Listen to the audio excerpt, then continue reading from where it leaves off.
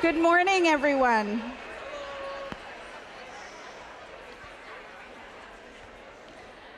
We're happy to be here today to share our journey into modern learning with you at Middlefield Collegiate Institute. My name is Janani Pathy, and I'm the principal of Middlefield, which is a secondary school located in the east with about 1,400 students.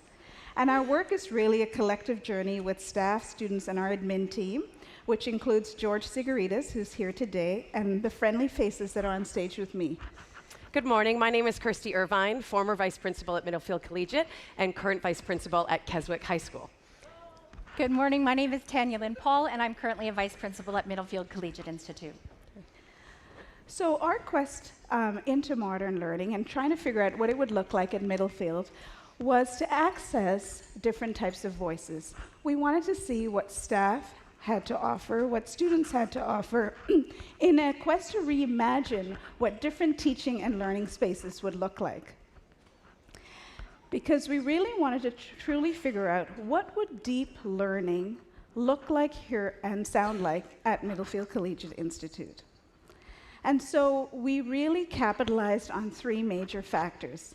One was a desire to try on the behalf of our staff and students. Two was the collective enthusiasm that came out of all of their ideas. And three was our intentional effort as an admin team to foster a culture of yes, a culture of let's just take a risk, let's take a leap together. And truly, we would not have been able to model this leadership had it not been for the support of our school superintendent and trustee. And so our Big Bang moment in some ways was very much connected to two very human elements we feel connected to education and learning. We started with people, and we simply wanted to try.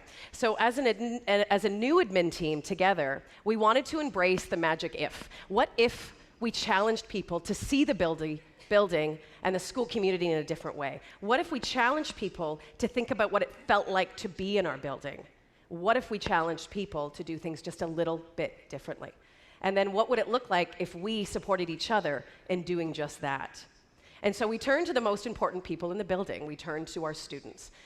And in a series of town hall meetings, invited them to speak with us about not only their views for the building, but we told them that we valued hearing from them. Not that we just wanted to, that we needed to.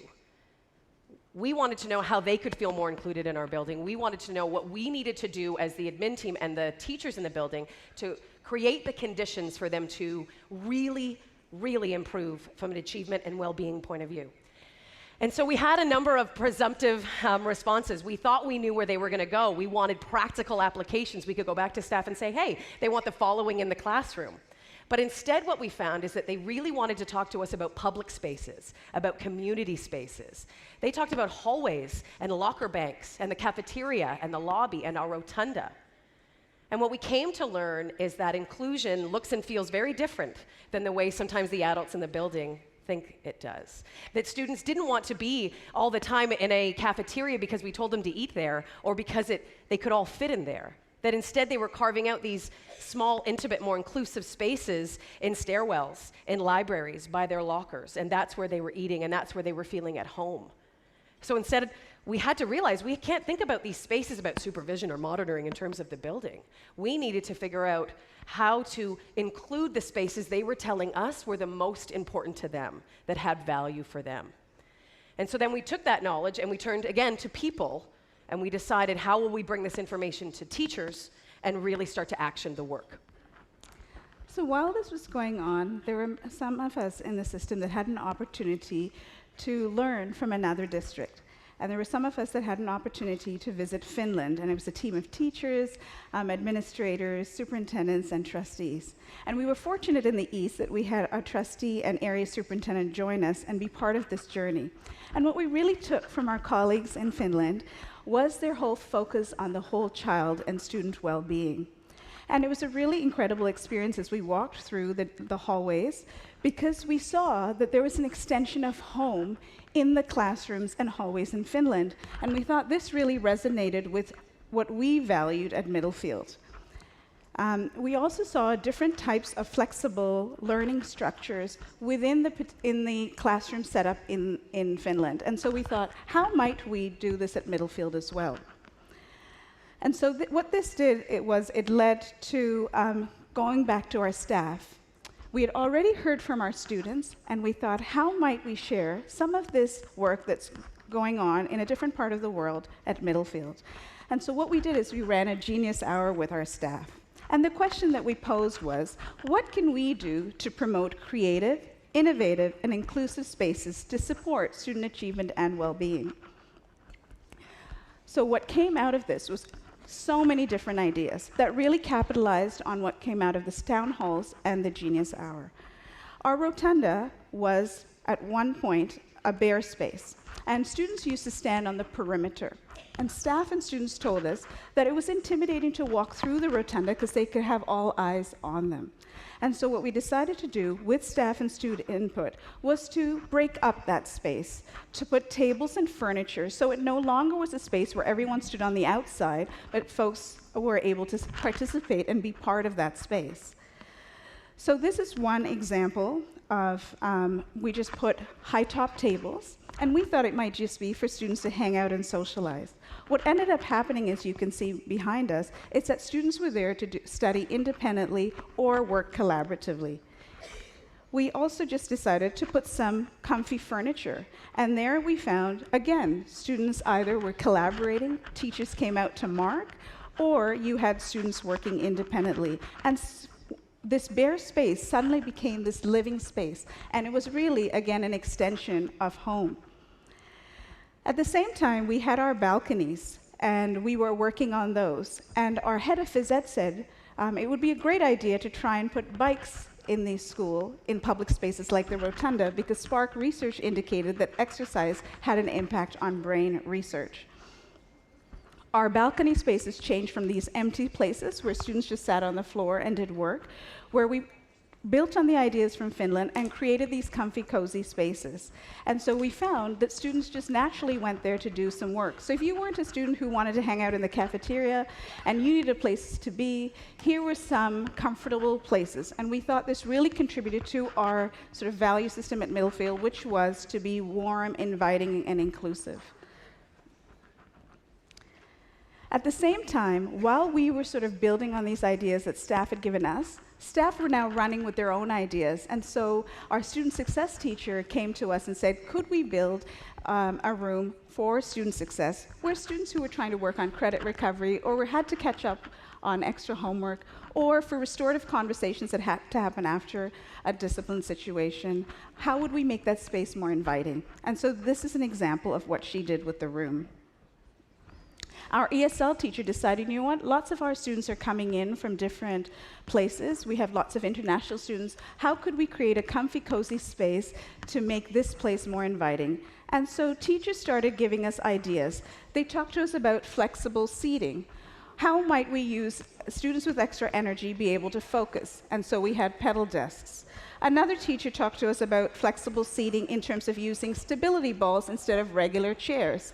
And so, in turn, we were able to capitalize on the enthusiasm and desire to try by our staff.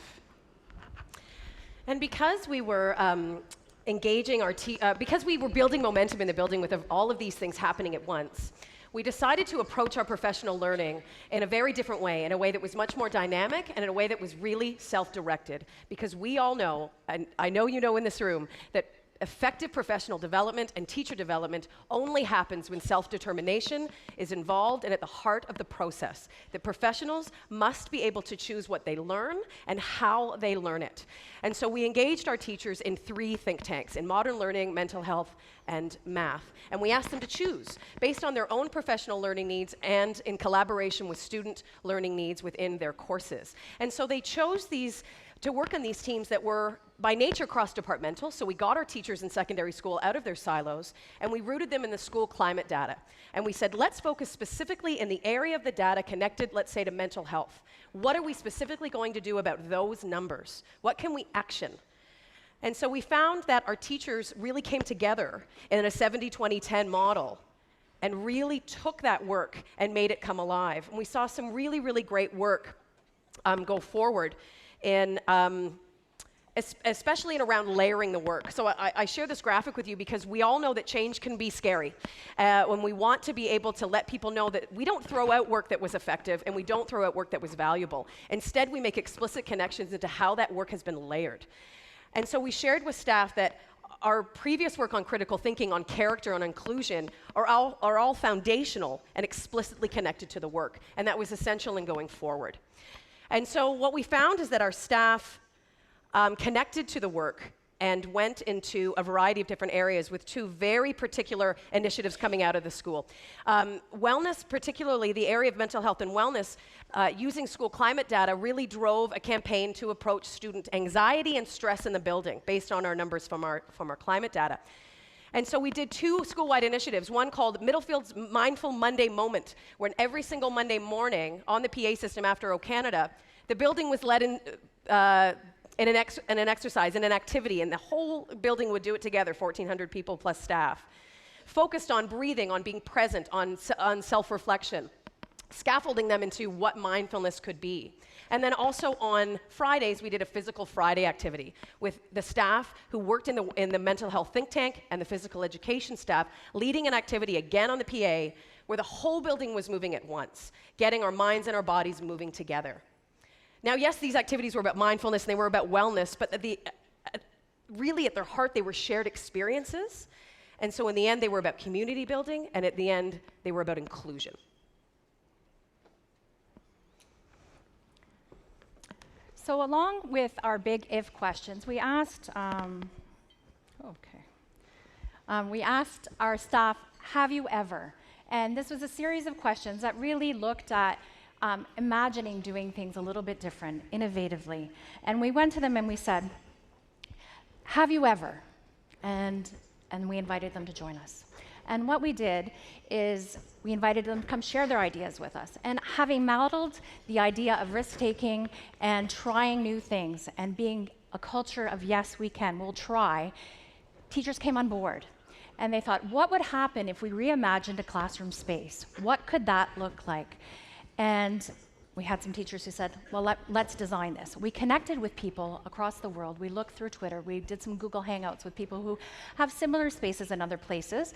And our teachers sat and we talked about what would teaching and learning look like differently or innovatively in this new space.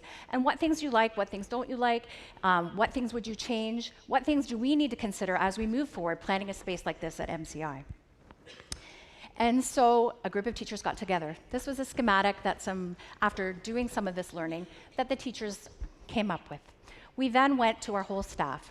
We shared the schematic with them and said, if you're committed to trying something new, committed to doing something a little bit differently in your teaching and learning and assessment practice, would you like to teach in a space like this? So we had teachers who came on board, and we started this process, which we call the Fresh Space, with a collaborative inquiry. The teachers worked together and we looked at how communication, collaboration, and problem solving in teaching and learning would have to shift, would have to move a little bit in order to be able to really capitalize on what is happening in that classroom. And what came out of that collaboration with the teachers and the inquiry was that collaboration was at the center really important, that the teacher had to move towards being a facilitator, that students needed to be engaged in real life problems and starting asking the questions that they wanted to ask, and all of this around inquiry. This uncovered a deep need within this group for some professional learning around inquiry, pedagogical documentation, and how our assessment and teaching practices are going to have to shift in order to be able to make this happen. So we came up with this space, and teachers started to teach in here. And you can see that it's a different setup. It's not traditional desks and things like that. What is happening is kids come in the morning, and they choose where they want to sit every day. And they don't sit in the same place every day. It is about what they need on that day and what they're going to be working towards that day. As you can see, there is a green wall. The green wall was because we modeled a green screen over the holiday period, and teachers thought this would be a great idea and a great addition to a classroom. It's an easy way to be able to create a green screen in a classroom space. Couches, kids sit around there and they collaborate. The TVs are on the wall so that they can use Chromecast and Apple TV in order to be able to project their work and collaborate together.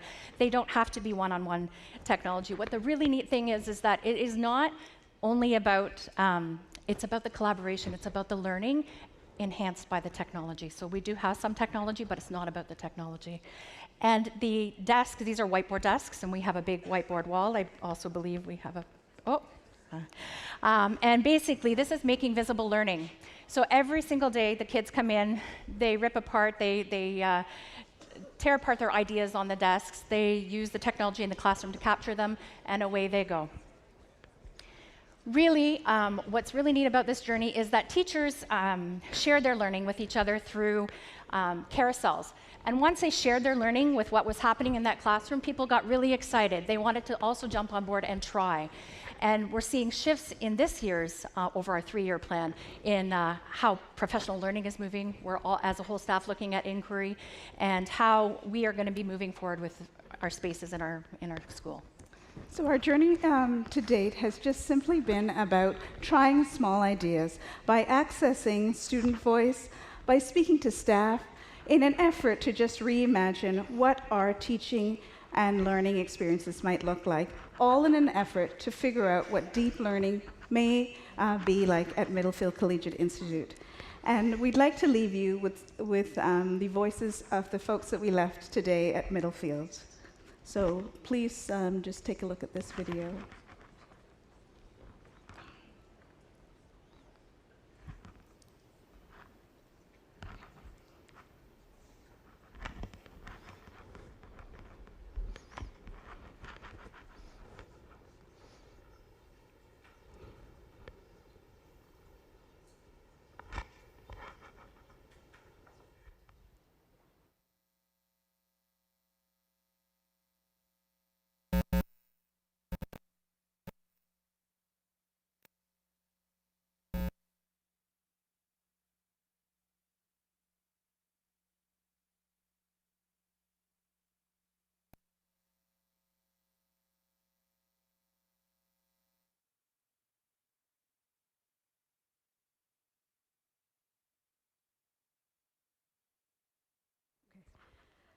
So if you'd like to take a look at this video and the voices of the students, we will be presenting later this afternoon and have more of an opportunity to share our journey with you in detail. So thank you very much for just participating with us as we shared our journey at Middlefield with you. Thank you.